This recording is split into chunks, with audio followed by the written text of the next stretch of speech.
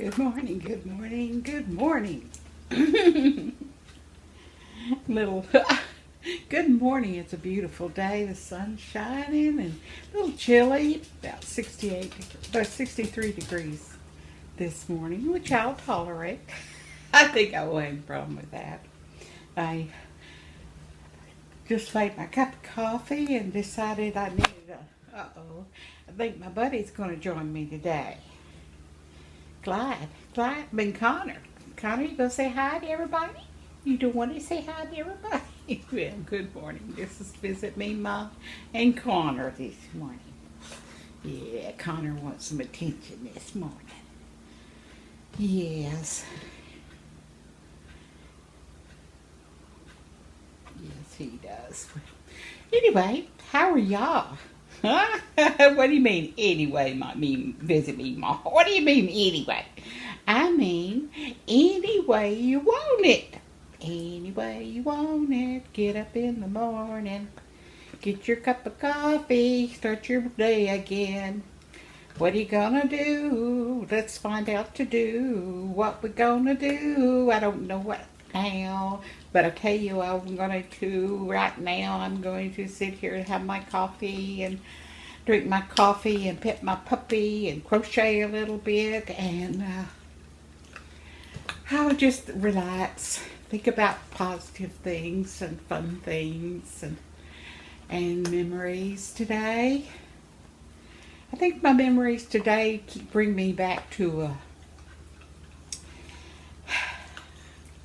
blackberry bush. I bet everybody has a blackberry bush in their life. Don't you have a story about a blackberry bush? Well, I do, and I was thinking about it the last couple of days, and I had two friends when I was really young. I guess 7 or 8 years old, that lived behind us, behind our garden, anyway, way behind there in a street, an actual street, where they had neighbors and everything behind us. And one of them's name was Polly House, and the other one was Glenda Raspberry.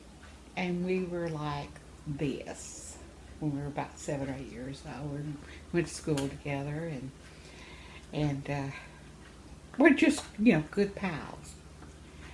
And Glenda always had these great ideas of what we're going to do. Great adventures. She was always full of great adventures. So after we had got all of our duties done in the morning, like gather eggs or feed the chickens or to whatever we did, that we had to do for Mom and Dad, or what we just had to do for us. And we'd get together and plot our day on our adventures. And so this one day, we were talking and we were just sitting there, three little girls thinking, wouldn't it be nice to have our own little castle, our own little place where nobody could touch us, nobody could harm us, and it would be safe. And we could sit there and just talk in private. Nobody could see us. So we went on and on about what we would do if we had a little hideaway. Little boys have hideaways because we've read books about it. So we decided that as girls, we could have a hideaway. So Glenda said, okay, I think I've got the perfect place.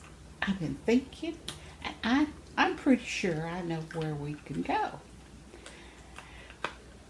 She said, follow me.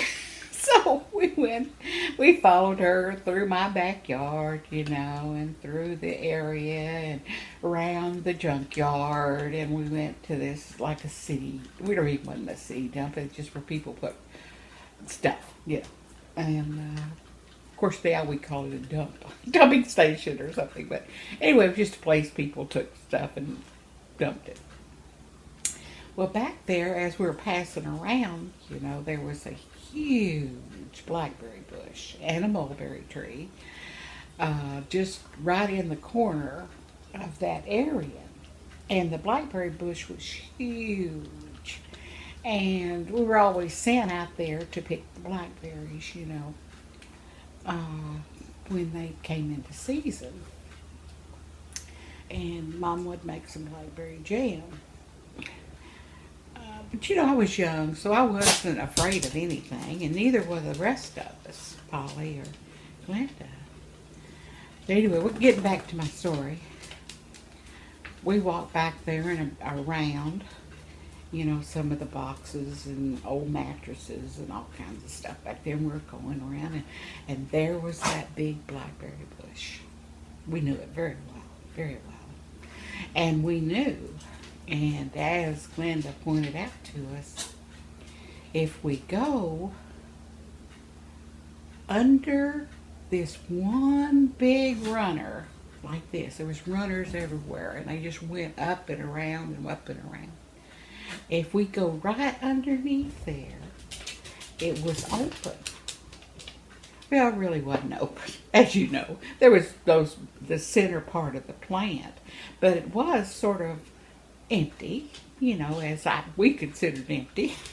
It looked like a cave to us in a blackberry bush. So we went in there. We got stickers all over us, cutting us up and everything. So we come back out, and Glenda says, I've got a plan. Okay, this is what you get, this is what you get, and this is what you get. And she had each one of us get something. Like I had to get my mama's sewing scissors. Got me in a lot of trouble, by the way. And I think Polly had to bring a bathroom rug or sandwiches. I don't remember now.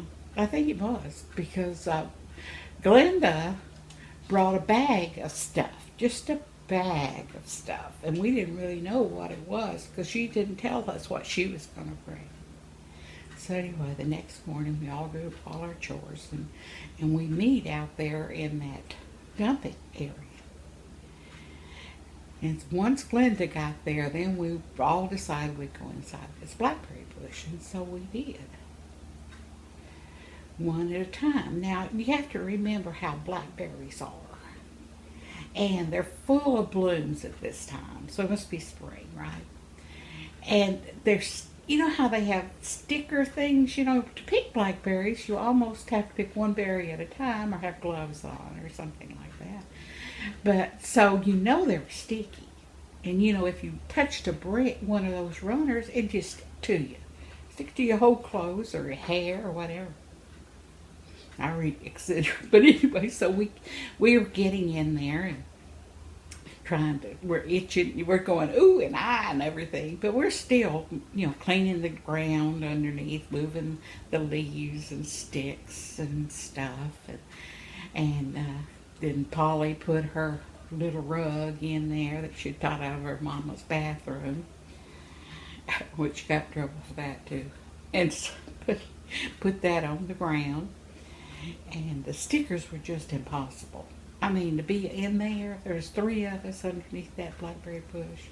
But one thing about it, there wasn't anybody going to bother us in a blackberry bush. I mean, they would have to come through around, and a big person would have to actually be able to get under there like we did. So we felt real safe, and we could tell stories and pretend we're just hiding away for no reason at all. Just to do it, I think, but we were so excited. But the stickers were just absolutely driving us crazy. And after we started griping about the stickers, Glenda says, I have a solution. I have a solution. Well, in her bag were all her mother's beautiful scarves. Now, if you remember back in the 50s, women wore a lot of scarves. They wore them on their heads. They wore them around their necks. I mean, they tied them to an apron. I mean, they had all kinds of scarves, But Glenda had a whole bag. So then she took the first one out and she just stuck it inside that blackberry bush. And when it stuck up there, it stuck to the stickers inside there. And then she put another one and stuck it up and it stuck in the stickers. And then we realized what she was doing, so we were helping her. So we were all putting the scars all inside this blackberry bush. And it was sticking on the stickers. And all of a sudden it appeared like we thought a gypsy's trailer or a gypsy's home or something, because it had all these beautiful scarves inside this blackberry bush. We were so happy. You should have seen us just looking at each other. Just so content, so happy, and so safe. And we started telling little, well, I wish I had a little duck, and I wish I had a pony. And we're just talking away, just having the best time. Of course, Polly brought sandwiches, that's right. She brought potted meat on bread, white bread, Wonder Bread, I remember.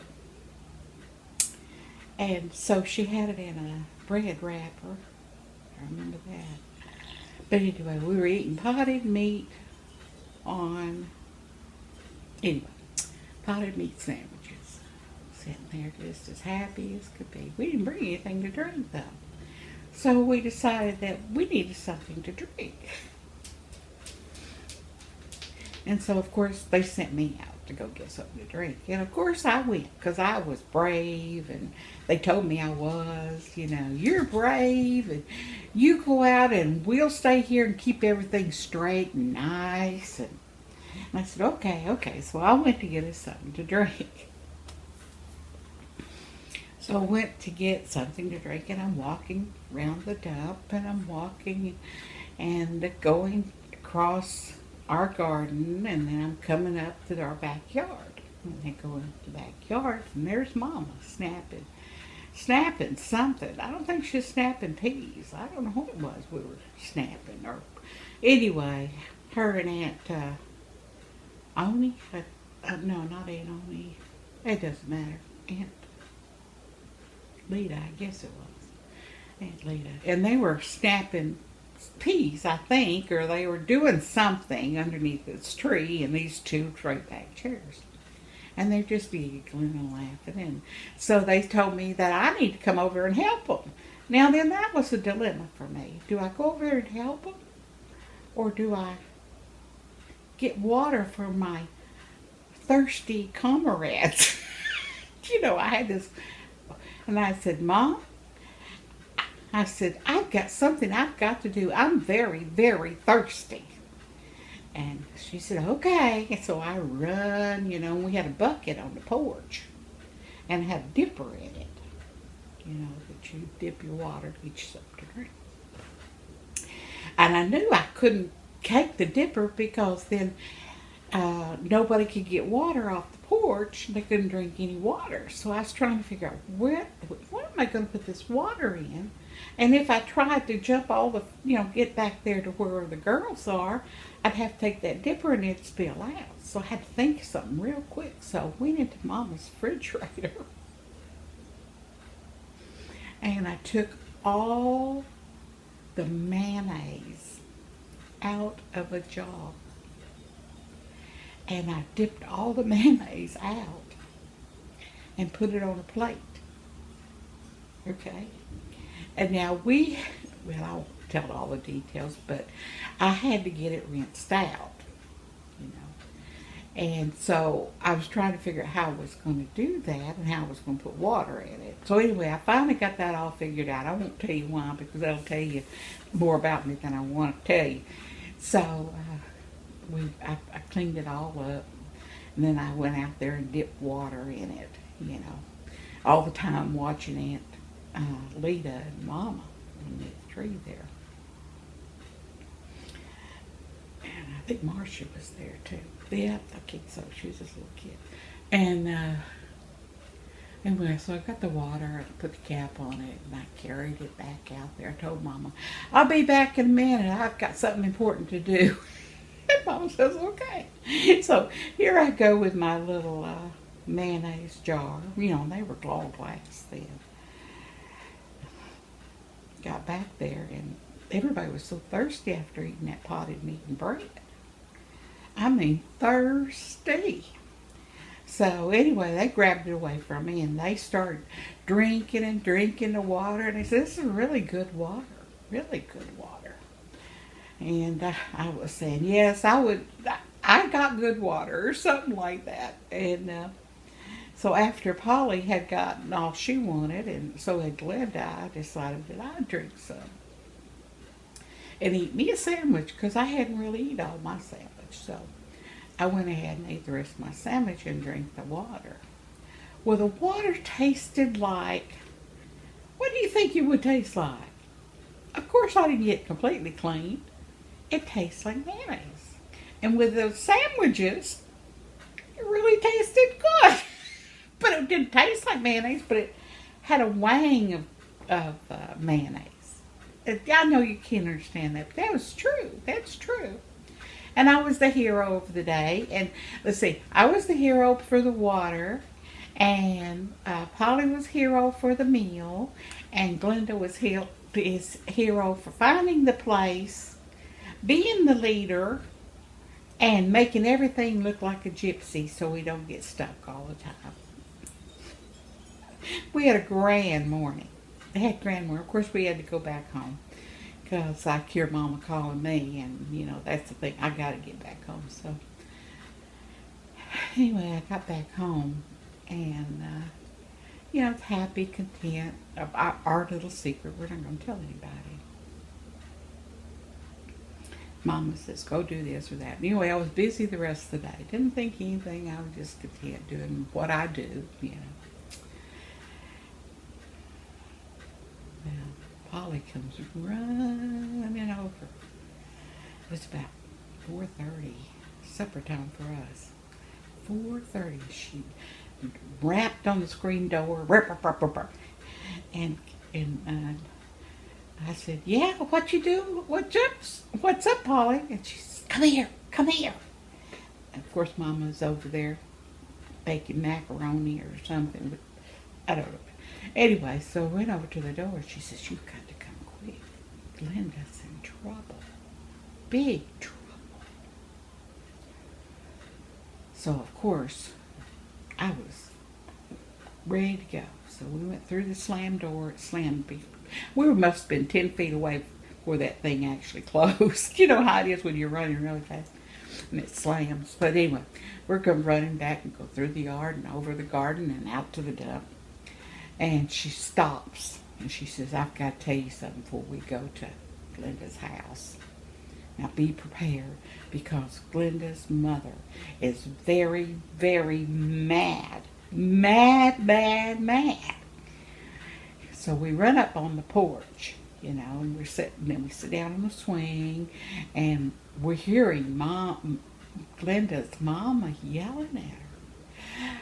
"You're just the lowest down little piece of dirt I ever..." And she's just going on how dirty Glenda is. Well, I thought she meant dirty, but she meant mean. And so I said, "What are we going to do, Polly?" And it was all about her scarves. Her beautiful scarves. Now, they weren't rich. None of us were. And those scarves were very important to her mother. You know, she was a waitress at Dare Bar or something like that. I don't know. Anyway, not a waitress, you know, stood at the window. Anyway, she was mad about those scarves. She didn't know where Glenda had taken the scarves, is what it was. So me and Polly decided we'd run back out and retrieve those scarves. Well, we went back, you know, went all the way back and get those scarves and take them down. I mean, we just put them up that morning.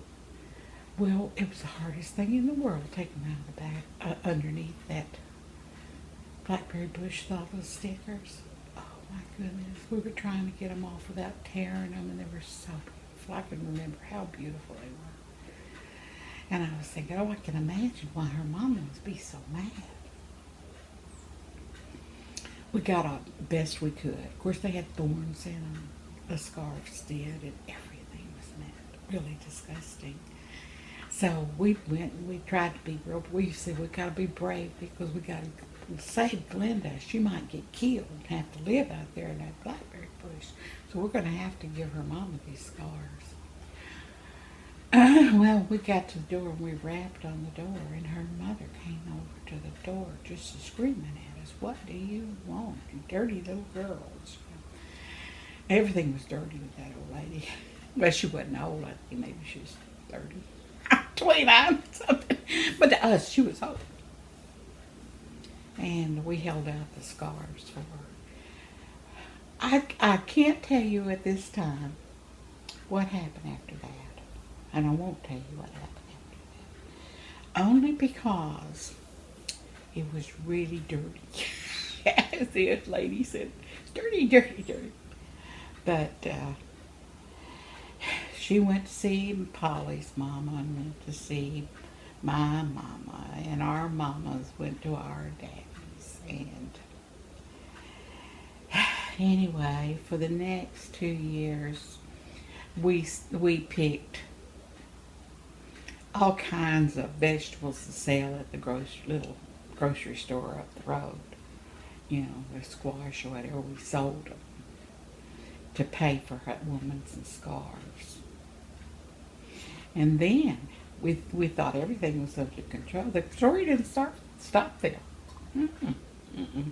First, we couldn't play together for at least 2 weeks. Plus, all that time we're trying to buy, her some scars. Well, Mr. Haas next door, he had the junkyard. People bring junk to him and he'd buy them. And then he started dealing with old clothes and stuff. And he called it the rag house. And people would bring old clothes and he sold it to him by the pound. And he paid you for them. Well, he was just next door to us, right over the tires. The old tires he took in. So anyway, we went over there and we asked Mr. Hosp if we could look in his rag room and see if there was anything that we needed to play with. So me and Polly went in there and found some scarves and a coat that had a fox with teeth and holding some, a cape or something. There was all kinds of clothes in there. I mean, every kind of clothes you can imagine. Just put in bags. Not bags, but, those tow sacks. I don't know what a tow sack is, but tow sacks. And they're about this tall, just full of clothes. So we thought we would retrieve some scars to make it better. And we were so proud. But we got a whipping for that, too. But anyway, we got these pretty scars. We thought they were pretty. And we took them over to Glenda's house to give them to her mama. Her mama was so mad. She says, "Do you think I would wear? Where did you get these? Did you steal these? You dirty little girls." So needless to say, that's the end of it. We never did really get over being punished for that for a whole summer. I mean, it was from spring to summer. It was a long summer for us. And on top of that, we got fleas from the rag house. Oh, yes. Anyway, that's the end of my story. And I'm not going to, and this is all true. Now, these are true. I don't know where Glenda and Polly are this day. It's been 60, 70 years ago almost. 70 years ago. Little girls will be little girls. That's all there is. Little girls. Well, that's my my blackberry bush story. I will tell you that in June, July, when the strawberries, I think it was July, very hot, I went out and picked blackberries around that bush, and Mama made jam. Every time I ate Mama's jam, I thought of that blackberry bush. And to this day, if I eat blackberry pie or blackberries, I think of that blackberry bush. that me, Polly,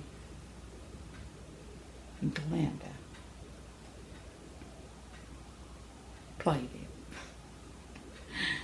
Well, that's my little story for today. It's going to be a beautiful day, and I hope you have a wonderful day and think sweet thoughts. And you're special, you know. You really are special. I mean, can you imagine how many stories are in your mind if you recall them? Of course, try to remember the best of the best.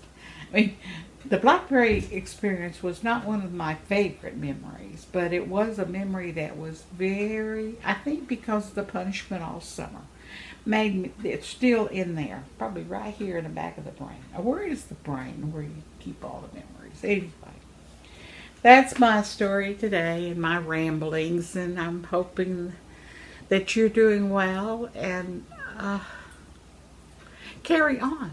And remember, God has you in His hands, and He has to. Look at all the things I've been through. Can you imagine all the things you've been through too? And we're still here. Still here crocheting and thinking about it, and I hope our kids never did that. Okay, well, take care, and I'll talk to you another day. Bye-bye.